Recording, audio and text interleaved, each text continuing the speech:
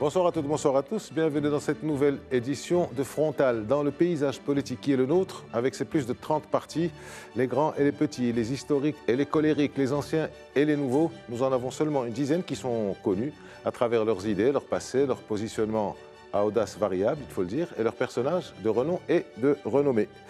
Et nous avons pris aussi cette habitude d'importer de France, de classer nos partis en droite et surtout gauche et les autres, bâtis sur des idéologies spécifiques et des positionnements particuliers, rural, traditionnel, urbain. Aujourd'hui, dans cette édition de Frontal, nous allons aborder frontalement, donc, ce qui est logique, la question de la gauche au Maroc. Et cette question sur la gauche, existe-t-il en face de ce camp un public de gauche, un peuple de gauche, comme on dit ailleurs, une demande de gauche pour être dans une logique de marché politique? Réponse avec deux éminents représentants de cette mouvance, de cette gauche marocaine, si on peut appeler ça une gauche, on va en parler. Madame Nabila Mounib, bonsoir. Bonsoir. Merci d'avoir accepté notre invitation. Vous êtes députée PSU et vous êtes aussi ancienne secrétaire générale du PSU. Effectivement, merci beaucoup. Merci. Sinabim Abdullah, bonsoir. Merci d'avoir accepté aussi notre invitation. Vous êtes secrétaire général du PPS et ancien ministre, ancien député dans plusieurs gouvernements sur les 20 dernières années. Madame, monsieur, merci d'avoir été avec nous. Avant de commencer ce débat, je vous propose de regarder ce sujet préparé par Sheima Fikri. On se retrouve juste après. La mouvance de gauche au Maroc a une longue histoire derrière elle, une histoire qui remonte aux années 40 du siècle dernier. Cette gauche a en effet traversé les vicissitudes de la vie politique marocaine avec ses hauts et ses bas, d'abord avant l'indépendance, puis dans la période de lutte contre le protectorat français et enfin dans la longue période qui nous sépare désormais de 1956. Des noms prestigieux ont rythmé la marche de cette tendance politique, de Ali Atta Abdelrahman Yousfi ou Mohamed Ben Saïd Aïtidder, en passant par Abdelrahim Bouabid ou encore Mehdi Ben Barka. La gauche marocaine a de tout temps été le réceptacle des grands intellectuels comme Aziz Bellal, Mohamed Guessous et bien d'autres encore. Elle a également été à l'origine du renforcement du mouvement syndical et à ce titre, elle a organisé bien des mouvements sociaux dans les années 80 et 90. Puis les élites de gauche ont choisi d'intégrer le gouvernement par le haut, acceptant la personne de Abdelrahman Yousfi de diriger le gouvernement 1998. Elle devait y rester d'une manière ou d'une autre avec l'USFP et le PPS ou séparément durant près d'un quart de siècle. La gauche marocaine s'est aussi progressivement intégrée dans la Koutla. Cette alliance a connu deux versions, la première en 1970 avec l'Istiqlal et l'UNFP, puis la seconde en 1992 en s'élargissant au PPS et à l'OADP, un ancêtre du PSU. Aujourd'hui, la gauche, qui s'est enrichie d'autres formations comme le PSU, vit une sorte de reflux électoral qui serait cependant difficile de coller à un recul populaire. En effet, ces partis sont significativement ancrés dans les réalités quotidiennes du pays, essentiellement urbaines néanmoins. Peut-on parler d'une gauche non adaptée aux nouvelles réalités politiques marocaines ? Peut-on considérer que la gauche au Maroc pâtit du recul général des idées socialistes dans le monde, surtout celui qui nous entoure? Doit-on considérer que notre gauche marocaine a souffert de ce qu'on appelle communément l'usure du pouvoir? Peut-on prévoir un rebond pour les élections à venir? Réponse sur le plateau de Frontal. Voilà, Nabila Mounib, est-ce que ça fait sens de parler de gauche au Maroc en 2025? J'ai dit en présentation l'importation d'ailleurs gauche-droite. Est-ce que ça fait sens d'entendre parler équité, égalité, enfin? Bien entendu, bien sûr que la gauche fait toujours sens. Il faut se référer au livre de Thomas Piketty qui a écrit Vivement la gauche, justement dans ce qui se passe aujourd'hui dans le monde, avec les dérives du système néolibéral, avec les écarts sociaux, les écarts territoriaux notamment, avec l'élargissement des pauvres, de la pauvreté dans le monde. Donc on a besoin justement de retourner au projet de gauche. Ce projet de gauche qui est un projet à l'origine émancipateur, c'est un projet égalitaire, c'est un projet qui, normalement, en passant par la case démocratie, devrait nous amener à une société de justice sociale, à une société de pleine citoyenneté. Donc nous avons justement besoin d'un projet de gauche. Mais le problème se pose au niveau de la gauche elle-même. Quel est l'état de gauche? La gauche marocaine aujourd'hui, elle est divisée. On pourrait dire que dans le monde entier, il y a plusieurs gauches dans chaque société, surtout après la chute du mur de Berlin. Bien sûr, il y a eu un véritable coup qui a été asséné à la gauche avec les nouveaux conservateurs et avec justement l'effondrement du camp socialiste et communiste. Aujourd'hui, au Maroc, nous avons une gauche qui aspire toujours à changer la société, mais une gauche qui est divisée. Et ce n'est pas que la division qui est le problème, parce que nous avons une gauche qui a choisi de se rallier au mouvement islamiste pour faire poids au niveau de l'action populaire. Bien sûr, contre le pouvoir, il faut constituer un contre-pouvoir, mais pas de cette manière. Il faut que la gauche elle-même puisse constituer ce contre-pouvoir avec son projet. Donc nous avons une autre gauche qui a choisi de participer au gouvernement sans que les conditions de sa pleine participation ne soient réunies. Et nous avons une autre gauche qui continue à se chercher, à essayer d'évoluer sur le plan de la pensée de gauche, qui a complètement évolué, parce qu'en Europe, la gauche est passée de la social-démocratie à une dissolution dans le libéralisme social, ce qui fait que les gens disent que la gauche n'est plus de gauche. Donc la gauche est en train de se reconstruire, et je pense qu'avec les déboires du néolibéralisme ambiant, je pense qu'on a besoin justement d'une gauche, laquelle, on va en parler. Vous êtes divisés, vous deux, vous parlez de la gauche divisée? Nous, on n'est pas divisés, mais on a bien compris que, en fait, l'ancienne histoire de l'union de la gauche pour faire un ne marche pas, parce qu'on est quand même différents sur plusieurs. Mais on peut être ensemble pour toutes les batailles qui peuvent nous mener à réaliser la démocratie dans notre pays, la justice sociale, etc. Donc aujourd'hui, nous avons dans les mouvements sociaux qui émergent, au Maroc notamment, et aussi dans le monde, une manière de constituer un front social pour lutter ensemble, au niveau des institutions, au niveau de la rue, pour constituer justement ce contre-pouvoir qui est indispensable pour passer à autre chose. Nabil Mnab, là je me tourne vers vous, donc en fonction de la définition qui vient d'être donnée par Madame Nabila Mounib, à quoi sert encore la gauche, avec une réaction sur ce qui a été dit sur cette alliance d'une certaine gauche avec des partis islamistes. Une certaine gauche, c'est le PPS. Oui, je ne pense pas que c'est à cela que faisait allusion Nabila en parlant de cela. Mais même cela, nous devons y revenir dans la discussion et ça reste un épiphénomène. Parlant de la situation d'aujourd'hui, c'est ce qui nous importe le plus. Et je crois qu'il est important de considérer qu'aujourd'hui, il y a d'abord une histoire de gauche ou du mouvement de progrès ou du mouvement progressiste ou du mouvement socialiste, appelons cela comme vous voulez, mais c'est une identité, ce sont des valeurs, ce sont des idéaux. Certains ont voulu les enterrer et il y a dans le monde, il faut le reconnaître, aujourd'hui un certain nombre de mouvements populistes, droitiers, d'extrême droite, etc., qui malheureusement sont en train de prendre le dessus dans un certain nombre de pays, sans pour autant qu'il y ait une disparition de l'idéal de gauche. Dans le même temps, vous avez un peu partout dans le monde une résurgence de ce mouvement de gauche. Vous avez des alliances nouvelles qui se créent, vous avez des aspirations nouvelles qui se créent. Pourquoi? Parce qu'il y a des idéaux qui ne meurent pas. Et que, en particulier au Maroc, où nous n'avons pas de droite, nous n'avons jamais eu une véritable droite au Maroc. Nous avons eu la gauche, mais nous n'avons jamais eu une véritable droite. Parce que jamais personne ne s'est revendiqué d'une identité de droite au Maroc. Par contre, ce qui se passe, c'est qu'il y a un mélange des cartes.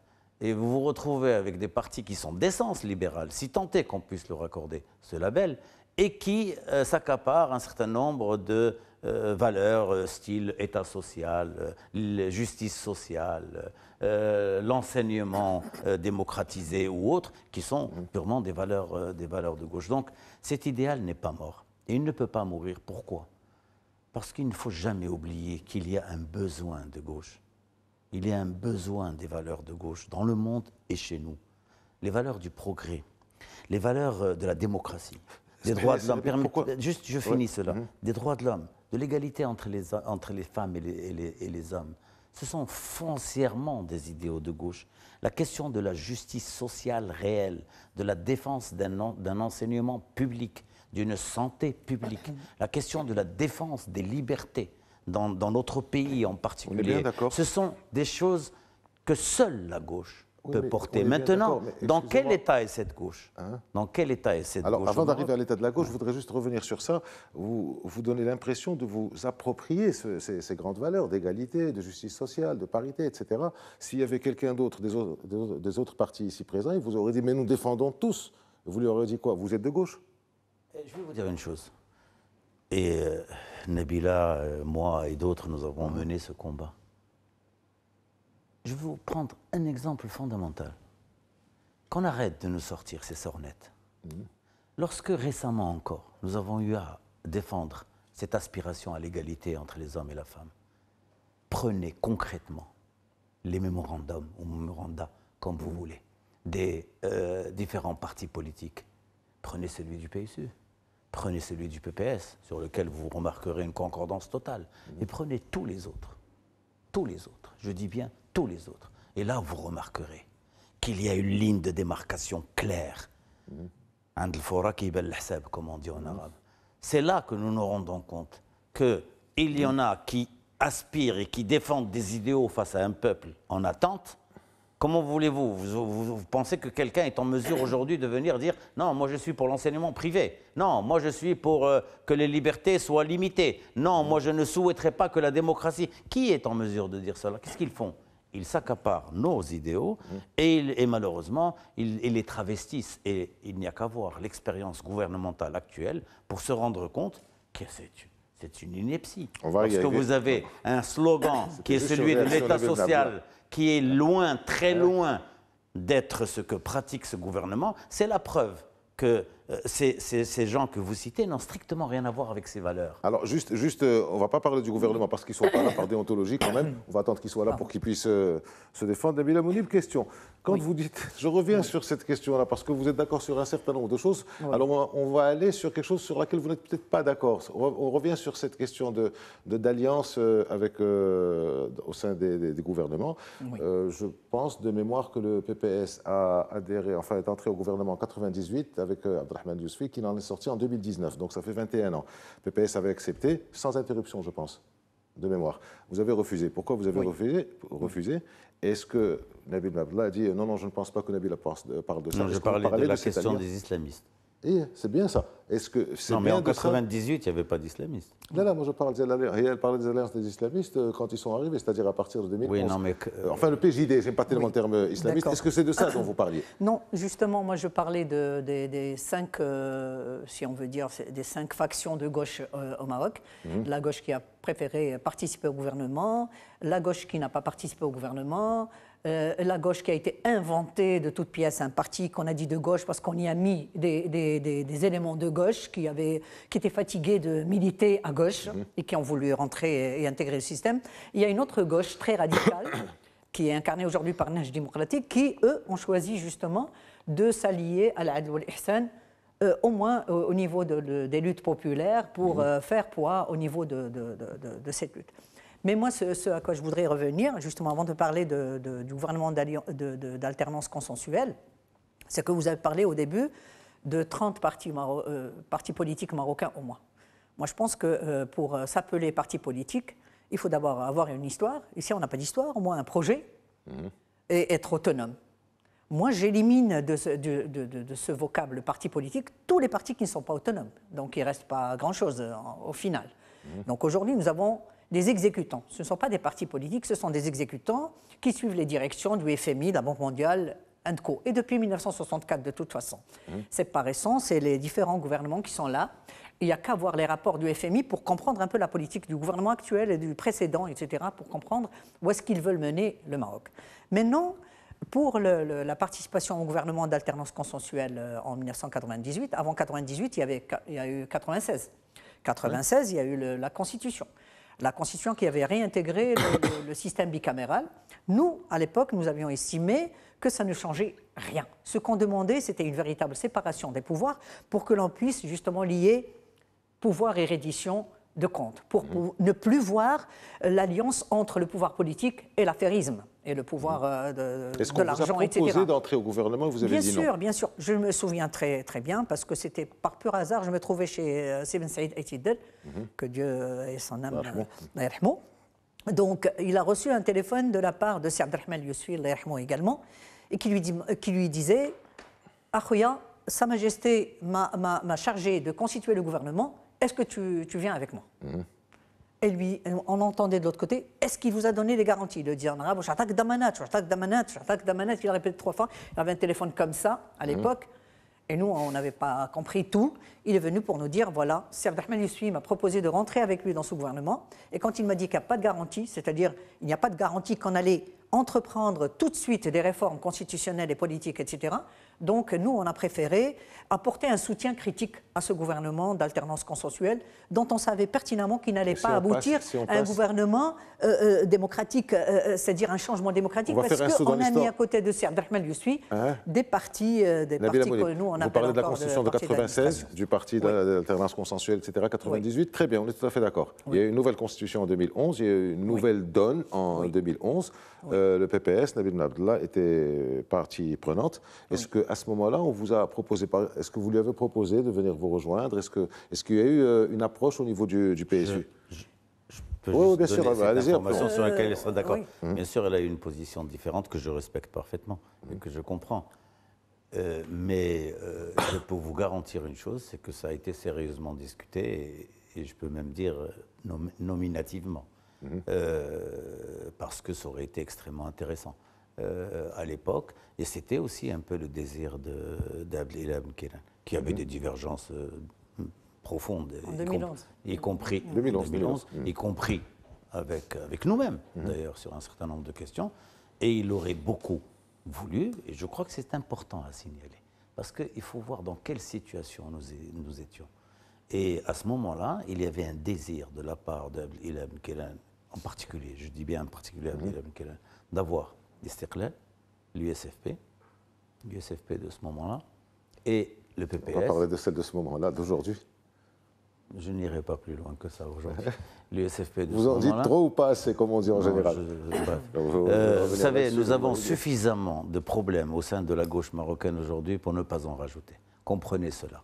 Nous essayons, et je crois que Nabila est dans le même état d'esprit, nous essayons de construire. Il faut la lire. S'il y a un problème, on est en train de parler de l'État. Vous m'avez parlé de l'État de la gauche. Vous savez, l'avantage de recevoir 2 secrétaires généraux, c'est que il y a beaucoup de choses qui vont être dites, mais l'inconvénient, c'est qu'on passe d'un sujet à l'autre. Vous avez dit dans quel État est la gauche maintenant. On ne va pas faire l'économie de l'USFP. On va en parler, bien sûr, on va en parler. Oui. On va en parler certainement. Et je disais qu'à l'époque, il y avait aussi une volonté d'avoir. C'était pas le PSU à l'époque, c'était 2011, c'était déjà le PSU. C'était déjà le PSU. Donc 2011, c'était déjà le PSU, donc il y avait cette volonté. Je me rappelle qu'ils m'ont parlé à moi, ils me disaient, mais il faudrait voir, est-ce que tu ne peux pas parler à Nabila je lui ai dit, parle-lui toi-même. Et donc, malheureusement, ça ne s'est pas fait. Je pense que ça aurait pu changer beaucoup de choses. À mon avis, ça aurait pu changer beaucoup de choses. Certes, on peut diverger, c'est le point de vue de Nabila, de ses camarades. C'est qu'il est difficile de concevoir une alliance avec un parti conservateur, d'essence islamiste, avec des positions qu'on connaît sur les questions des libertés, de la femme, certains aspects de la société. Je comprends ce point de vue, mais comprenez aussi qu'à l'époque, et nous avons souvent eu cette discussion, il y avait une action concrète pour mettre fin à un certain nombre d'acquis que nous avons réussi à obtenir. Il y avait la création d'un parti qui commençait à avoir des pratiques qui dépassaient toutes les règles de la démocratie et qui pouvaient mettre fin à cette expérience marocaine. Et je voudrais vous dire que nous avons réussi, plus ou moins, à mettre fin à cette orientation-là, sans pour autant que nous soyons dans une perspective. Vous parlez de qui, au juste ? Je parlais de la création du Parti de l'authenticité et de la modernité, du PAM, à l'époque. Rappelez-vous ce qui se passait à la fin des années. Donc, ça veut dire que si le PAM en 2026 remporte les élections, qui vous propose de... Non, le PAM, non, soyons clairs. Vous savez, quand on est de gauche, il faut aussi savoir analyser les réalités concrètes. C'est l'une des valeurs fondamentales. Analyser les situations concrètes et pouvoir faire des propositions concrètes pour en sortir. Le PAM d'aujourd'hui n'a rien à voir avec le PAM qui était dirigé à l'époque par une certaine personne et qui faisait ce qu'il voulait dans la société marocaine. Et il fallait s'opposer à cela. Aujourd'hui, le PAM est un parti comme les autres. Donc si jamais il remporte les élections en 2026... Non, cela ne présage pas de ce que va faire le PPS à l'issue des élections de 2026. Je vous dis juste qu'aujourd'hui, personne au sein de ce parti ne donne des ordres à un gouvernement. Personne dans ce parti ne donne des ordres à des agents d'autorité. Personne dans ce parti ne transfère telle personne d'un parti à un autre. Voilà ce qui se passait à cette époque. Il ne faut pas oublier que cela a porté un coup quasi fatal à un certain nombre de partis politiques qui ont accepté de perdre leur autonomie, qui ont accepté de se taire face à cela. Et donc, c'est pour cela que nous avons fait ce choix. D'aucuns nous le reprochent, je peux le comprendre, mais ces mêmes personnes savent... Pourquoi je pose cette question, Nabil Benabdallah? Parce qu'en 2021, 2020, donc de mémoire, en juillet 2020, vous avez signé, à coup de tambour et de flonflon, un accord avec l'Istiqlal et avec le PAM. D'accord, qui se sont retrouvés un an après avec le RNI, peut-être que... Non, on n'a rien signé du tout. Non, enfin, vous avez passé... On n'a pas signé, on s'est rencontrés pour essayer d'envisager qu'éventuellement, il puisse y avoir, on était dans l'opposition ensemble, il puisse y avoir quelque chose qui pourrait être construit. Vous savez, avec l'Istiqlal, c'est quelque chose, il y avait beaucoup de communication autour de ça. Non, mais pas signé, l'acte de signer, il n'y a pas eu de signature. C'est tout ce que je vous dis. Il y a eu une conférence de presse, il y a eu des rencontres, etc., mais on n'a rien signé du tout. Donc, on a adopté une déclaration dans laquelle il y avait des positions qui nous allaient très bien. C'est ce que j'avais appelé signer. Il y avait des idées, des positions qui nous allaient très bien. N'oubliez pas que dans le lot, il y a un parti nationaliste important avec lequel nous avons toujours eu des relations historiques et avec lequel nous espérons. Toujours des relations historiques à ce jour avec l'Istiqlal. Très certainement. Donc c'est un parti que nous respectons. Il est aujourd'hui au gouvernement. Nous divergeons avec son positionnement actuel, mais cela ne ferme pas les portes de l'avenir. Alors avec qui vous ne divergez pas, on va essayer de voir, excusez-moi la remarque frontale, mais nous sommes à Frontale, n'est-ce pas? Nabila Mounib, en septembre 22, donc on va y aller. En septembre 22, vous avez... Alors, il n'y a pas eu de signature non plus entre vous, mais il y a eu une déclaration sur un certain nombre de choses que vous pourriez faire, les mêmes racines idéologiques. Est-ce que vous prévoiriez éventuellement un rapprochement électoral, une alliance préélectorale, peut-être même une fusion, quelque chose? Vous n'avez pas beaucoup de députés, vous n'en avez pas beaucoup non plus, une vingtaine. À vous deux, ça peut faire quelque chose, peut-être dans ce sens, non? Écoutez, moi, vous êtes vite arrivé en 2022 alors qu'on était en 1998. Moi, je pense qu'aujourd'hui, dans ce monde qui marque la fin d'une étape, le début d'une autre, peut-être un changement même du rôle des partis politiques demain, des choses comme ça, je pense qu'il faut faire une analyse un peu plus approfondie de ce qui se passe dans le champ politique marocain. Même si des fois mes étudiants ils me disent toutes les théories, madame, qui marchent ailleurs, elles viennent au Maroc, elles ne marchent plus parce qu'on a un champ politique qui ne ressemble à rien. Qui ne ressemble à rien. Donc il ressemble à lui-même, non, mais il va de mal en pis. Pourquoi? Parce qu'en 98, c'est vrai qu'il y avait un espoir, etc. Mais c'est-à-dire l'aspiration populaire et l'aspiration des partis progressistes est à l'opposé de ce que le système fait. C'est vrai qu'on était content, une ouverture, il y a eu l'instant équité, réconciliation, le nouveau statut de la famille, etc. Mais tout ça, c'était pour ouvrir le Maroc, pour accueillir les IDE, les investissements étrangers. On les veut aussi, il n'y a pas de problème. Mais quand on voit qu'en 2023, on a réussi à attirer que $1 million d'investissement, alors que l'Égypte en a attiré 10 milliards contre 1 milliard pour le Maroc, quand même. Donc il y a un travail à faire parce qu'il y a de la corruption, il y a un système qui ressemble à rien, il n'y a pas de confiance véritable, il n'y a pas le véritable climat justement pour amener les gens. Alors, le début de ce nouveau siècle, il y a eu justement un schéma qui était tracé pour donner la suprématie à un parti qu'on a créé de toutes pièces, qui est le PAM. Qui a gagné, qui est né en 2008 et qui a gagné, qui est devenu premier en 2009 au niveau des élections locales, comme ça a été fait avec le VDIC, comme ça a été fait avec l'UC, etc. Donc on est toujours dans le même truc, on n'a rien changé du tout. Et ensuite, il y a eu le mouvement, le printemps arabe, avec le mouvement du 20 février, etc. En Tunisie et en Égypte, qui ont organisé des élections plus ou moins transparentes, etc., ils ont eu leurs islamistes. Donc le Maroc aussi a été conseillé pour ramener ces islamistes Parce qu'on a très bien compris que le moment de l'islam politique était arrivé avec Clinton et tout ça. Vous ne croyez pas au vote populaire? Ah non, pas du tout, vous rigolez, parce que tout est tracé, tout est distribué. Bien sûr qu'il y a des gens qui arrivent à réussir tout seuls quand il y avait l'uninominal et même avec les listes. Vous y croyez au vote populaire, certains? Aujourd'hui, le problème de la gauche... Vous y croyez ou vous aussi vous êtes là-dedans? Mais non, mais je continue, si vous permettez, juste un petit peu, je suis pas en désaccord avec ce qu'elle dit sur le fond, mais je le dirais de manière différente. On a sorti un communiqué, qu'est-ce qu'on a dit? On l'a amené pour nous aussi ramener notre parti islamiste. Aujourd'hui, la plupart des députés du PJD, ils sont avec le PAM et le RNI. Moi, des fois, je dis bonjour monsieur. Il dit moi j'étais avec. Mais c'est pas possible. Ça veut dire que c'est des pions qui sont transposables, qu'on arrive à mettre là et là pour favoriser l'arrivée d'un parti X ou Y et pour lui donner les commandes de quoi? De l'exécution. On a tout récupéré. On n'a pas laissé justement un champ politique évoluer, même lentement, mais vers de véritables partis qui puissent proposer des projets sur lesquels les Marocains puissent débattre. Donc en fait, quand le PJD est arrivé, nouveau arrivant, ils étaient contents d'arriver, ils ne savaient même pas comment ils ont fait pour arriver justement, et puis ils ont fait du n'importe quoi. On a bien vu justement la libéralisation de l'énergie, des transports, taper sur la caisse de compensation. Qu'est-ce qu'ils ont fait? Ils ont signé même l'acte de normaliser les relations avec Israël. Mais qu'est-ce qu'ils ont fait? Vous étiez au gouvernement à ce moment-là. On ne peut pas dire ça. Lorsque vous me donnerez la parole. On ne peut pas dire ça sur le gouvernement Belkirem. On peut lui reprocher beaucoup de choses, mais il a décompensé. Ça fait gagner des dizaines de milliards de dirhams à ce pays.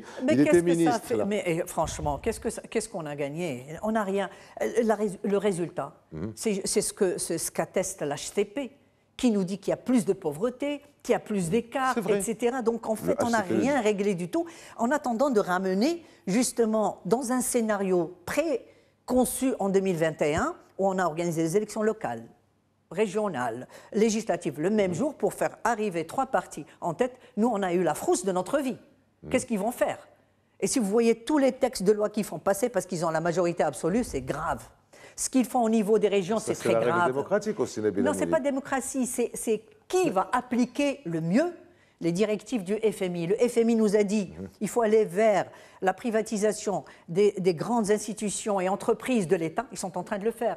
Ce jeudi dernier, ils ont fait passer l'ONIM en société participative. Mais qu'est-ce qu'on fait?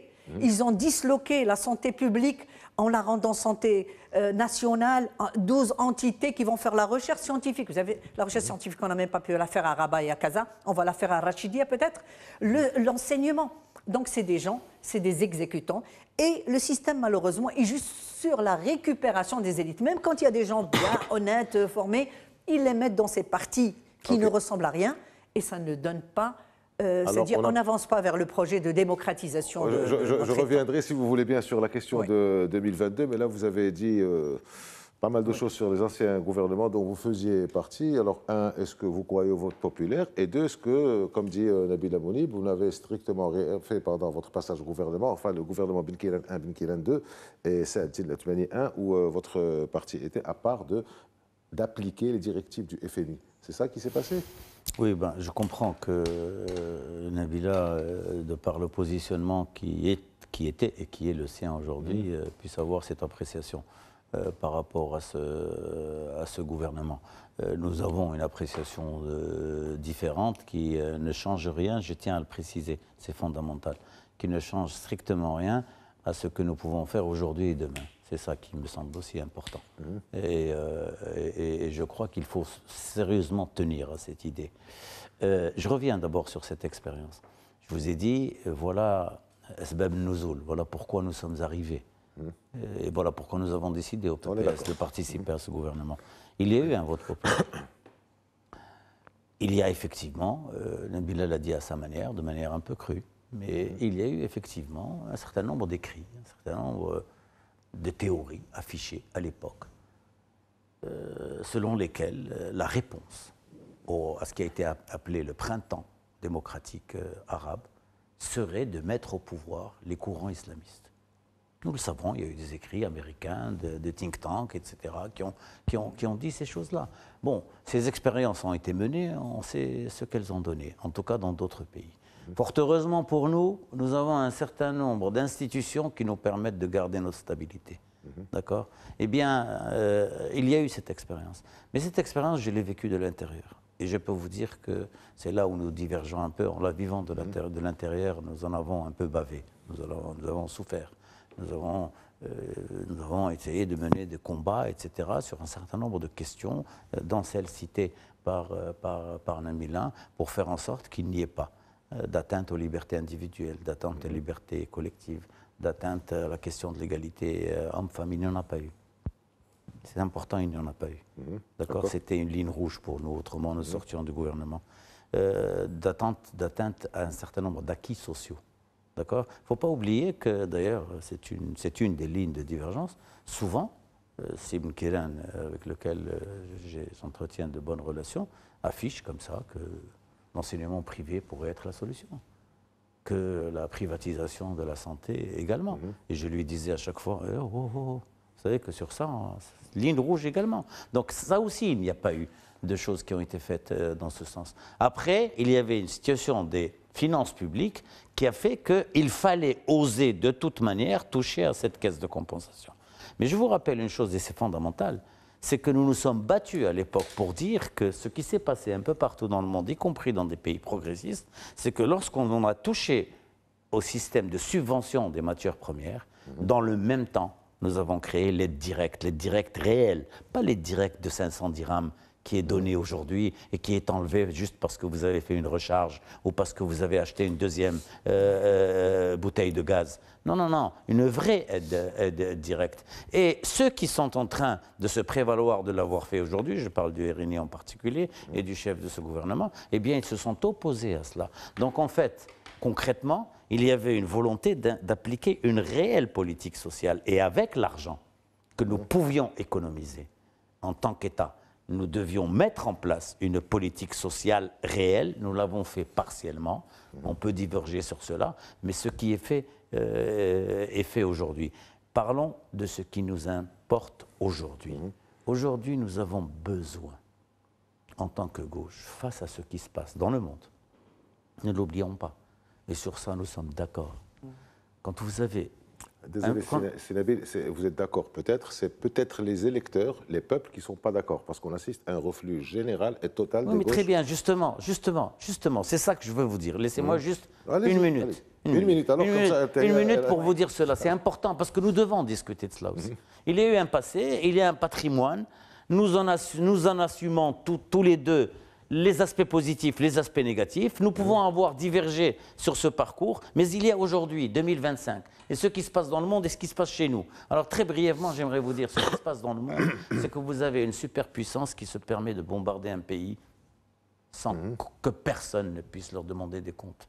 Ce qui est inadmissible, indépendamment des positions de ce pays à l'égard de notre cause nationale ou d'autres causes qui sont importantes pour nous institutionnelles.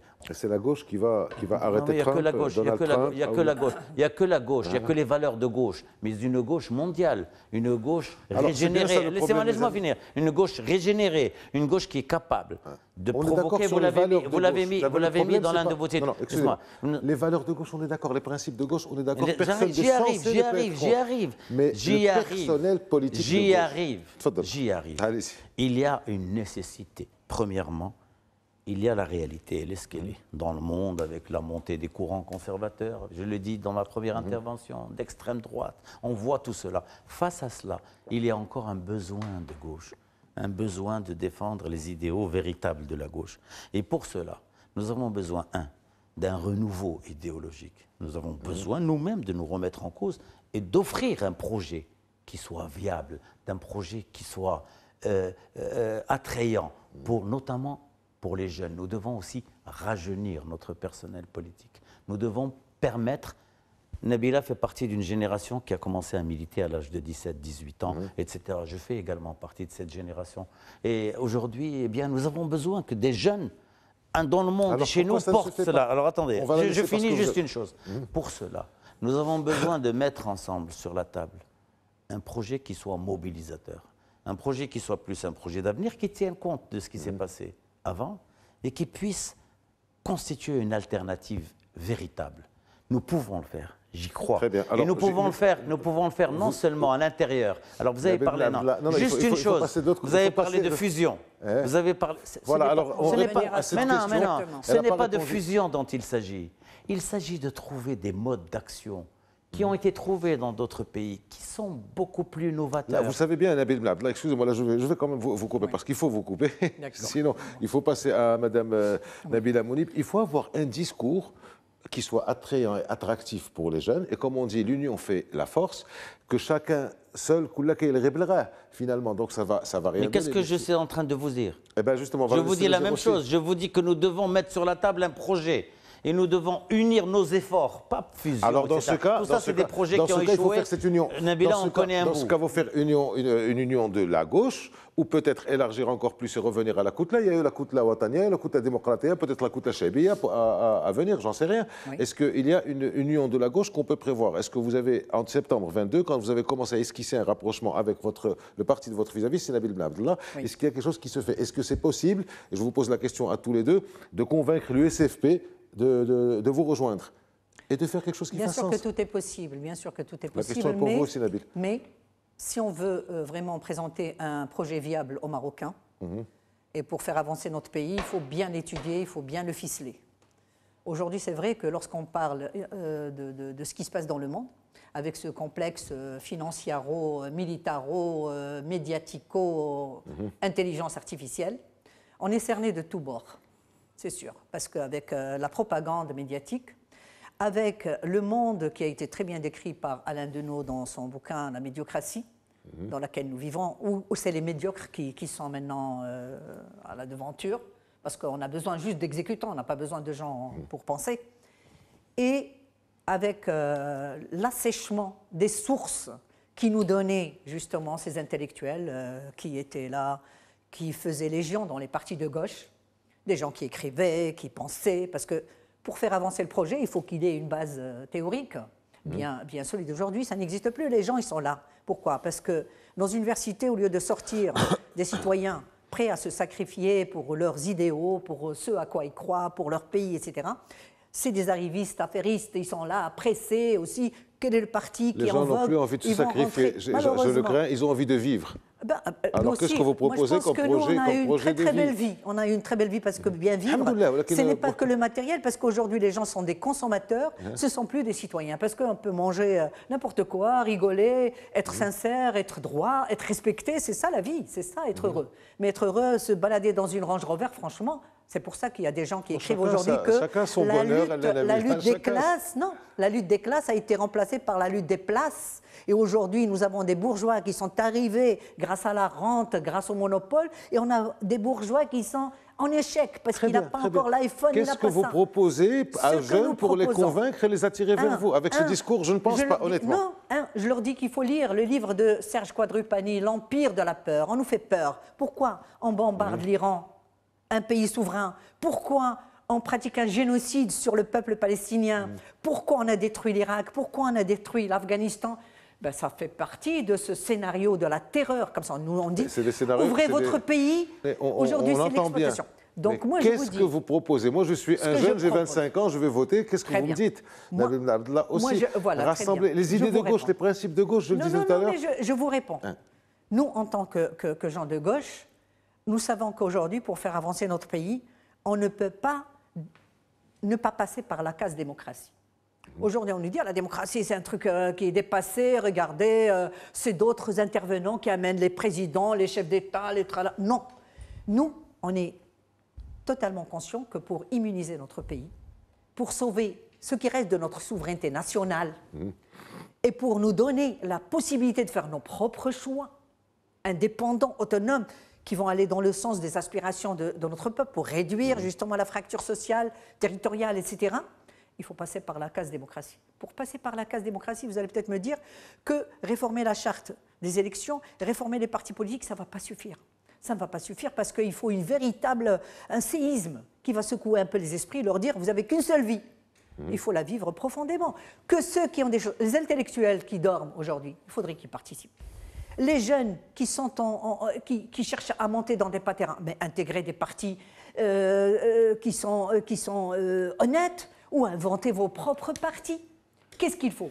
Il faut la démocratie, il faut aller vers la bonne redistribution des richesses, il faut stopper les privatisations des institutions et des entreprises publiques. Et vous pensez, que c'est ce qui va attirer les gens? Parce qu'il ne faut pas la démocratie. La démocratie, ça implique que des gens votent. Au-delà de la démocratie, il faut attirer les gens vers les urnes. Peut-être votre discours... Mais le partage, ce n'est pas donner 500 dirhams à un père de famille qui a 5 enfants.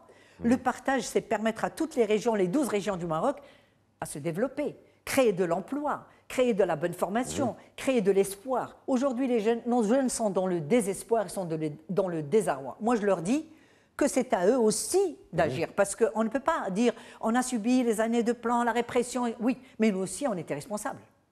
Parce que l'esprit ou la pensée arabo-musulmane, elle ne s'est jamais émancipée justement des chaînes, des coutumes, du conservatisme, etc. On ne s'est pas réconcilié ni avec notre religion, ni avec ce que nous sommes. Donc moi, j'estime qu'il est temps aujourd'hui, face à tout ce qui se passe, de nous réconcilier avec nous-mêmes et de continuer le combat. Et le combat, ce n'est pas, comme m'a dit Nabil, avec la fusion, etc., on va faire un. Non, il n'y a que Dieu qui est un. Mais bon, il faut garder ces différences, mais se retrouver dans les batailles ensemble. L'année dernière, il y avait la lutte des enseignants, il y avait la lutte des étudiants de médecine, il y a aujourd'hui la lutte pour avoir de l'eau à boire, il y a la lutte pour récupérer ces terres, parce qu'aujourd'hui, on est dans la dépossession totale. Il y a des terres qui sont enlevées aux Marocains et données à d'autres, sous prétexte d'investissement. On a bien reçu votre message, voilà, Nabila Mounib. Il faut créer l'espoir. Très bien. Je vous annonce juste qu'il reste 5 minutes. Hein, le temps. Alors, permettez-moi de très rapidement... Je vais vous permettre, mais Nabila Mounib a développé son argumentaire sans répondre à la question de l'union de la gauche. Je vous repose cette question de l'union de la gauche. Donc, ça fait PPS, plus PSU, plus les autres partis de gauche, plus l'USFP. Et si on y ajoute ce tir-là, ça devient une autre coutre-là. Comment vous voyez ce qui va arriver? On ne va pas parler de l'histoire. Ce n'est pas ce qui est intéressant. Soyons concrets. J'aurais aimé que cette question prenne un peu plus de place dans cette émission. Soyons concrets. Ce qui se conçoit soyons concrets parce qu'il n'y a pas... c'est vrai qu'il y a un besoin théorique de rénovation. C'est nécessaire. Sans cela, on ne pourra pas avancer. D'accord? Mais des efforts sont faits à travers le monde et chez nous aussi pour pouvoir y arriver. Il faut le faire avec courage, avec lucidité, avec audace et coller à ce qui se passe un peu dans le monde pour dégager un véritable projet de gauche, un véritable projet socialiste, en tout cas réel et porteur d'espoir. En second lieu, il y a concrètement en 2026 des élections au Maroc. Donc par rapport à ces élections au Maroc, je crois que nous appelons les courants de gauche à pouvoir s'asseoir autour d'une table, à discuter concrètement. Discuter d'abord sur un projet. Ce projet devrait être un projet très clair et tourner autour de quoi? Tourner autour d'une politique alternative à l'échec actuel. Vous ne voulez pas qu'on en parle? Je me contente de ce titre. À l'échec du gouvernement actuel sur un certain nombre de questions. Nous avons besoin, ce gouvernement par exemple, ne touche pas à la question démocratique et a fait en sorte que nous soyons en situation de stand-by. Il y a la nécessité de mettre en œuvre la constitution marocaine de 2011. On peut être d'accord, pas d'accord avec l'ensemble de cette constitution, mais il y a des choses extrêmement importantes qui doivent être mises en œuvre. Sur la question des libertés, sur la question de l'égalité homme-femme, sur la question des droits de l'homme, stand-by total. Il y a la nécessité de faire en sorte que le Maroc puisse avancer et s'installer durablement dans le champ des pays démocratiques. Ce n'est pas encore le cas pleinement, et donc ce projet ne peut être porté que par la gauche. Je dis ça là rapidement. Sur la question économique, porter un véritable projet d'essor économique. Pour ce faire, je fais référence au document sur le nouveau modèle de développement. Dans ce document avec lequel nous ne sommes pas tout à fait d'accord, mais il y a plein de choses qui sont intéressantes. Il parle qu'il s'agit d'abord d'instaurer un climat qui soit un climat qui permettent de faire des affaires dans des conditions de transparence. Il faut mettre fin à la corruption, à la rente, au conflit d'intérêts. Lorsque vous avez un chef du gouvernement qui, dans le même temps, lance un appel d'offres et le gagne de par sa société, je crois que c'est une aberration qui n'existe pratiquement que chez nous aujourd'hui. Donc oui, la gauche doit mettre fin à ce genre de choses et promettre à notre société que nous ne ferons jamais cela, parce que cela est impossible, parce qu'il s'agit d'argent public et nous ne pouvons pas nous amuser avec ce genre de choses. Alors, nous devons créer les conditions d'un essor pour qu'il y ait de l'emploi réel. Ce gouvernement a perdu près de 160 000 emplois. Encore une fois. Mais donc, vous me demandez un projet, je vous donne un projet. C'est pas un projet.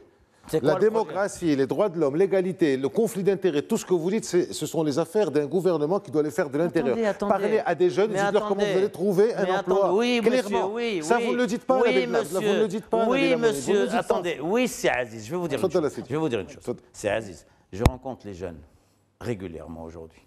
Je travaille beaucoup avec les jeunes en ce moment. Et lorsque je leur parle de la question du conflit d'intérêts, permettez-moi de vous dire que c'est l'une des questions qui les attire le plus et sur laquelle ils sont profondément scandalisés par ce qui se passe dans le pays. Donc je sais quel est le discours qu'il faut avec ces jeunes. Et nous devons aujourd'hui mettre en avant nous-mêmes, je l'ai déjà dit avec Nabila dans une autre émission, nous avons un rôle d'encadrement à jouer, mais nous avons nous-mêmes le besoin de mettre en avant des jeunes, de porter ce projet. Et vous allez voir que les jeunes, par les jeunes, imprégnés des idéaux de gauche, imprégné de ces volontés de combat pour mettre fin à ces dérives que nous voyons aujourd'hui sur des réseaux sociaux, sur des expressions qui sortent de partout et de nulle part, sur des régressions en termes d'esprit, en termes de conservatisme. Oui, il y a la possibilité de porter un projet de progrès, un projet de liberté, un projet de justice sociale, porté par des jeunes, porté par des valeurs de gauche. Une minute de conclusion chacun. Bah écoutez, moi je pense que le fait de donner la priorité aux jeunes est fondamental. Parce que quand les jeunes manifestent, que ce soit lors du mouvement du 20 février ou lors du Hirak du Rif, on les a mis derrière les barreaux. Et ça, c'est une très très grosse injustice qui pousse les jeunes à sortir. Je pense qu'il faut réformer l'école. Je pense que pour recréer la confiance perdue entre la société et l'État, il faudrait absolument des ruptures. Il faut créer les conditions d'un nouveau contrat social pour que l'on puisse avancer. Il faut libérer les prisonniers du RIF. C'est fondamental. Et il faut aller vers un projet de justice sociale et freiner un peu cet élan de privatisation et de braderie générale de tous les joyaux de notre cher pays. Parce que nos gouvernements, ils sont devenus criminels en autorisant la vente de tout ce qui passe.